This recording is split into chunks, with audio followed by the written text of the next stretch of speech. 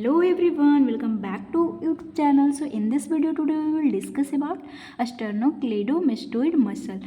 जैसा इसका नाम है, ये नाम बेसिकली इसके ऑरिजिन और इंसर्शन से ही पड़ा है. जब हम लोग ऑरिजिन इंसर्शन देखेंगे तो ये पॉइंट आपको क्लियर हो जाएगा और स्टेर्नोक्लीडोमास्टोइड मसल का आप ऑरिजिन और इंसर्शन अच्छे से याद भी रख पाएंगे. इसका सबसे पहले हम लोग डिस्कस क्या क्या करेंगे. तो फर्स्ट हम लोग इसका इंट्रोडक्शन देखेंगे, ऑरिजिन देखेंगे, इसका इंसर्शन देखेंगे और इसका रिलेशन किससे है, और इसके बाद हम लोग ब्लड सप्लाई, नर्व सप्लाई, इसके बाद लास्ट में हम लोग इसका एक्शन देख लेंगे और 2 डायग्राम हम लोग डिस्कस करेंगे. चलिए फटाफट से स्टार्ट करते हैं इंट्रोडक्शन. इससे पहले मैं बताना चाहूँगी कि इसका नोट जो है आपको टेलीग्राम चैनल, जो कि डिस्क्रिप्शन बॉक्स में उसका लिंक मिल जाएगा, वहाँ से जाके आप ले सकते हैं. तो स्टेर्नोक्लीडोमास्टोइड मसल के बारे में क्या बोलता है कि is a landmark of neck. इस डायग्राम को देखकर आपको पता भी चल गया होगा कि ये कहाँ सिचुएटेड होता है. तो हमारे नेक में. और लैंडमार्क का मतलब क्या है, अगर आप कभी शॉपिंग किए होंगे तो वहाँ पे आपसे लैंडमार्क मांगता है, ढूंढता है कि मतलब ऐसा कौन सा वहाँ का जगह है जो दूर से ही पता चले, या फिर वो इतना मतलब पॉपुलर हो कि ताकि आपका जो भी डिलीवरी वाला सामान हो आपके पास वो पहुँचा सके उस जगह पे जाके. तो इस यहाँ पे लैंडमार्क का क्या मतलब है कि लैंडमार्क डैट मीन्स कि एक तरह से यहाँ पे ये बहुत ही प्रोमिनेंट, एकदम दूर से ही दिखने वाला, अगर स्किन को हटाया जाए तो ये दिखता है और बहुत इम्पॉर्टेंट कंटेंट है हमारा नेक का. ठीक है. तो नेक्स्ट क्या बोला कि यह जो है स्ट्रेचेस ऑब्लिक्वली एक cross the neck and divide into the anterior and posterior triangle. अगर आप इस डायग्राम में देख रहे होंगे तो ये ऑब्लिकली थोड़ा सा गया है और ये हमारे नेक में बहुत सारे ट्रायंगल होते हैं. बेसिकली एंटेरियर और पोस्टीरियर ट्रायंगल जो है वो मेन होता है, जो कि इसकी वजह से डिवीज़न मिलता है. एक आपको इसके आगे दिख रहा होगा एंटेरियर ट्रायंगल और एक है पीछे की तरफ पोस्टीरियर ट्रायंगल. इसमें बहुत सारे कंटेंट होते हैं और इसके बगल में दोनों सिचुएटेड रहता है. ठीक है. अब हम लोग देखेंगे ऑरिजिन. तो ऑरिजिन के लिए यह इसके जो है 2 हेड होते हैं और बेसिकली ये हेड 2 हेड इसका क्यों हो जाता है, जहाँ जहाँ से अराइज हुआ है जिस जगह से, उसी बेसिस पे इसका नाम भी हो जाता है. एक है स्टर्नल हेड और एक है क्लैविकुलर हेड. स्टर्नल जो हेड है वो अराइज होता है स्टर्नल हेड फ्रॉम मैनोब्रियम. अगर आपको स्टर्नम का डायग्राम पता होगा, इस तरह से ऐसे रहता है, तो ये मैनोब्रियम वाला पार्ट होता है, ये बॉडी होता है और नीचे वाला पार्ट जाइफोइड प्रोसेस होता है. तो हमें देखना है मैनोब्रियम. तो यहाँ से ये जो है अराइज होता है स्टर्नल हेड. और क्लैविकुलर हेड, ये जो है clavicular head from medial 1/3 of clavicular. जैसे अगर इस तरह से क्लैविकल हम बनाए हैं और इस तरह से हमारा स्टर्नम है, तो इधर के साइड लेटरल और इधर साइड मेडियल. और अगर इसको 3 हिस्सा में बांटे तो मेडियल के साइड जो ये 1/3 है वहाँ से अराइज होता है. अभी मैं इसको डायग्राम के थ्रू दिखाती हूँ. ये हमारा क्लैविकुलर इंड वाला, जो कि क्लैविकल के मेडियल 1/3 से ये ऑरिजिन हुआ है, और ये स्टर्नम जो कि स्टर्नम से इंड हुआ है. आपको इस नाम का 2 मतलब तो निकल गया होगा कि एक स्टर्नल इंड से ये ऑरिजिन होता है, इसलिए इसका स्टर्नो नाम पड़ा, और एक क्लैविकल, इसीलिए यहाँ पे क्लाइडो. और मेस्टोइड का क्या मतलब है आगे हम लोग इंसर्शन में देखेंगे. तो इंसर्शन इसका कहाँ होता है, बोथ हेड जो है इंसर्ट होता है mastoid process of temporal bone. Temporal bone का अगर इस तरह से, जैसे कि ये हमारा हेड है, तो नीचे की तरफ टेम्पोरल बोन होता है और इधर ऑक्सीपिटल बोन होता है. तो टेम्पोरल बोन में एक ऐसे प्रोसेस होता है जिसको हम लोग मेस्टोइड प्रोसेस बोलते हैं. एक जगह पे और इसका इंसर्शन होता है, जो कि सुपीरियर नकल लाइन ऑफ ऑक्सीपिटल बोन. जब ऑक्सीपिटल बोन का आप अगर डायग्राम देखते हैं तो 2 लाइन यहाँ पे होते हैं, थोड़ा सा प्रोमिनेंट हो जाता है बोन वाला पार्ट. तो एक को हम लोग सुपीरियर बोलते हैं, एक को इन्फीरियर लाइन बोलते हैं. तो ये कहाँ पे इंसर्ट होता है, तो ये superior line of occipital bone, superior निकल लाइन ऑफ ऑक्सीपिटल बोन. तो इंसर्शन के लिए हम लोग ये देख लेते हैं, यहाँ पे हमारा मेस्टोइड प्रोसेस जो कि टेम्पोरल बोन में है, और सुपीरियर न्यूकल लाइन जो है वो ये ऑक्सीपिटल बोन में पीछे की ओर होता है. तो मेस्टोइड प्रोसेस बेसिकली यहाँ से लिया गया है ये. तो अगर आपको एग्जाम में आया, वैसे तो दोनों जो है ध्यान रखना है कि कहाँ पे इंसर्शन हुआ। अगर नहीं याद रहा तो मेस्टोइड प्रोसेस लिखिएगा इंसर्शन, और 2 हेड कहाँ से ओरिजिन हुआ वो। तो आई होप कि ओरिजिन और जो इंसर्शन है ये दोनों आपको क्लियर हुआ होगा।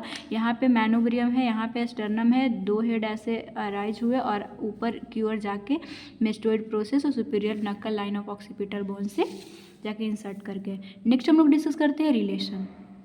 तो इस स्लाइड में हम लोग डिस्कस कर लेते हैं कि इसका रिलेशन क्या होता है।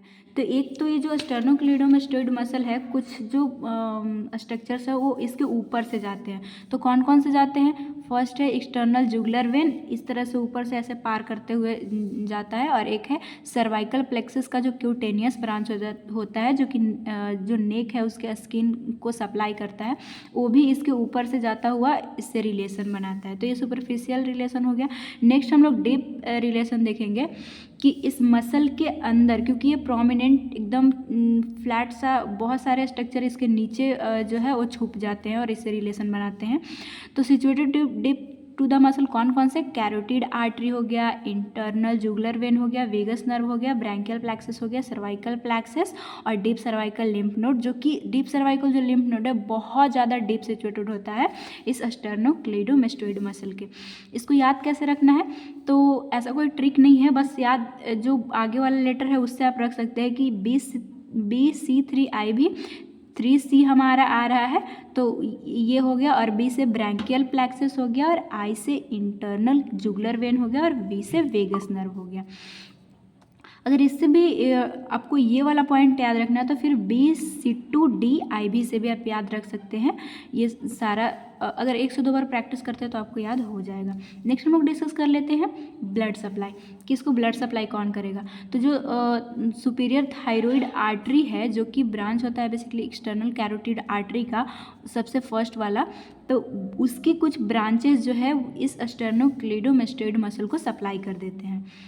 नेक्स्ट है सुप्रास्कैपुलर आर्टरी, और नेक्स्ट है ऑक्सीपिटल आर्टरी। ऑक्सीपिटल आर्टरी भी ब्रांच है एक्सटर्नल कैरोटिड आर्टरी का है। इसको याद कैसे आप रख सकते हैं? तो ऐसा कोई तो ट्रिक है नहीं, लेकिन अब BOS से जो आगे वाला स्ट्रक्चर है याद रखिएगा कि B से ये थायराइड आर्टरी का ब्रांचेस ऐसे याद रखना होगा आपको, और O से ऑक्सीपिटल और S से सुप्रास्कैपुलर आर्टरी। ठीक है, नेक्स्ट हम लोग देख लेते हैं नर्व सप्लाई। नर्व सप्लाई इसको कौन करेगा? तो एसेसरी जो नर्व होता है, एसेसरी नर्व कौन सा क्रेनियल नर्व है? हमारा 11th क्रेनियल नर्व का नाम है एसेसरी नर्व। तो इसके 2 रूट होते हैं।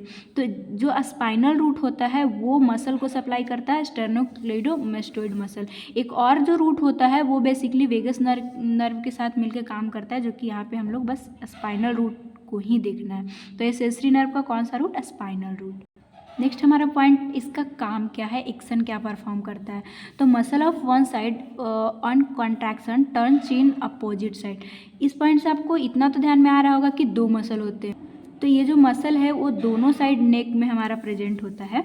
एक जैसे कि इस साइड, तो एक इस साइड से भी तो जाएगा, तो 2 मसल होते हैं।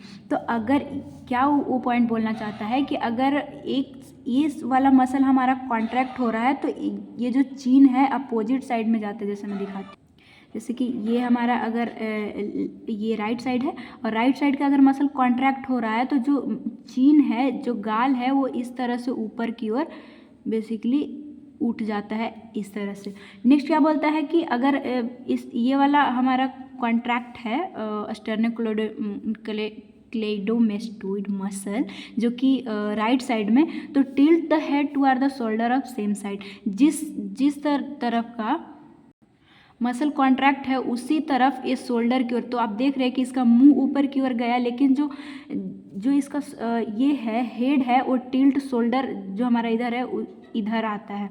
मतलब कि ये ऐसे है, तो अगर मुंह इस तरफ से उठा रहा है वो कोई भी इंसान, तो इसका जो नेक है वो शोल्डर की तरफ तो आएगा ही, क्योंकि यही मसल छोटा हुआ है तो शोल्डर की तरफ ही आएगा जिस तरह का कॉन्ट्रैक्टेड मसल है।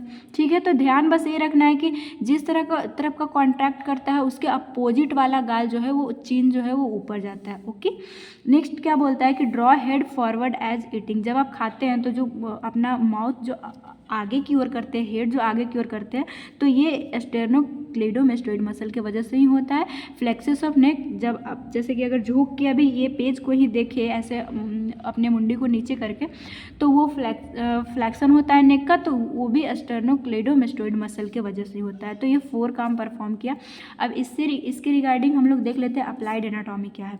तो ये बहुत ही इम्पॉर्टेंट एक अप्लाइड एनाटॉमी है जिसको हम लोग राइट नेक या फिर टॉर्टिकोलिस बोलते हैं।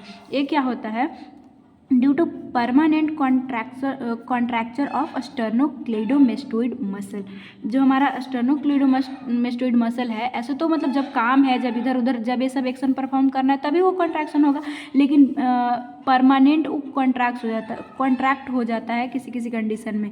तो उसका रिजल्ट क्या देखने को मिलता है, किसको हम लोग टॉर्टिकोलिस कंडीशन बोलेंगे। ये पेशेंट में सिम्टम्स से दिखाता है कि जो हेड है will be tilted the side of contracture but chin is point opposite side.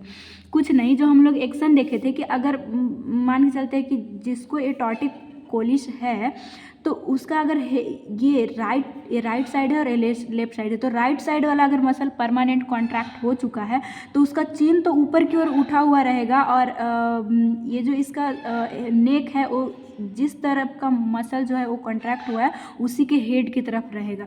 जैसे कि कैसे मैं आपको दिखाऊँ, मुँह आपको मे भी इस डायग्राम से समझ में आ रहा होगा कि जो चीक है वो ऊपर की ओर, चीन जो है वो ऊपर की ओर चला जाता है, और ये वाला नेक जो शोल्डर की तरफ झुक जाता है। और इसका काम भी यही था कि जिस तरफ कॉन्ट्रैक्ट कर रहा था उसका अपोजिट साइड चीन जो है वो ऊपर की ओर उठ रहा था और हेड जो है वो टिल्ट हो रहा था सेम साइड। तो इस तरह का कंडीशन देखने को मिलता है हमें टॉर्टिकोलिस में। तो ये था पूरा हम लोगों का स्टर्नोक्लेडोमेस्टोइड मसल। अगर इसके रिगार्डिंग कोई भी डाउट हो, अगर नहीं समझ में आया तो आप प्लीज़ कमेंट बॉक्स में लिखिएगा।